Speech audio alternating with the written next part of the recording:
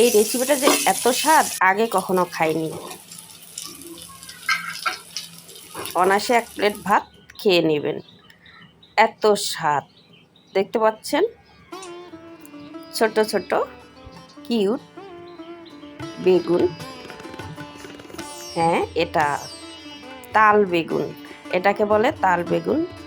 আমি এর আগে কখনো খাইনি, আর ভিডিওতে দেখেছি, তবে আমার সামনাসামনি দেখে বা খাওয়া কখনোই হয় নাই।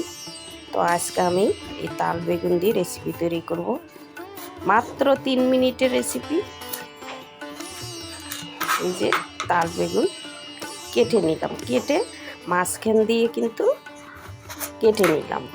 আর বেগুন এই রেসিপিটা তৈরি করতে একটু বিচিওয়ালা বেগুন লাগবে।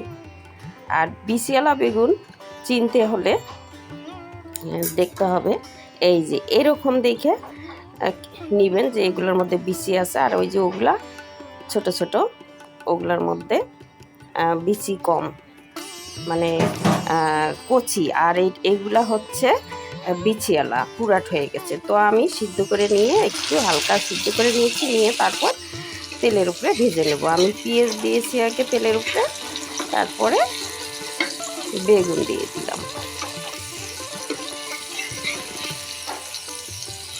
একটু উল্টাই দিয়ে দিলাম, 1 পিঠ হয়ে গেলে আরেক পিঠ। একটু তো শুদ্ধ করে নিয়েছি আমি।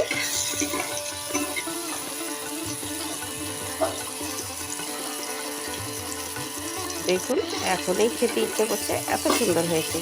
পেঁয়াজগুলোও কিন্তু বেরেস্তা হয়ে আসছে। আর এদিকে আমি পিসনিতে মরিচ, শুকনো মরিচ আর হচ্ছে লবণ ছেনে নিয়েছি। এখন আমি এক এক করে বেগুন দিয়ে নিচ্ছি। দেখুন কেমন ধোয়া উঠছে। আহা, খেতে জানি কি রকম হবে।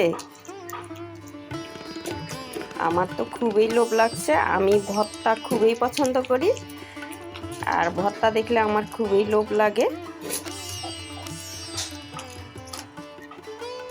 এই যে ছেনে নিচ্ছি। এটা রংপুর থেকে নিয়ে আসা পিসনি, এর আগেও ভিডিওতে বলেছিলাম। দেখুন কত সুন্দর লোভনীয় হয়েছে। এখন একটু সামান্য সরিষার তেল দিয়ে দেব। কেউ চাইলে এটার মধ্যে কাঁচা পেঁয়াজ অ্যাড করতে পারেন, আমি কাঁচা পেঁয়াজ অ্যাড করব না, আমি ভেজে দিয়েছি পেঁয়াজ।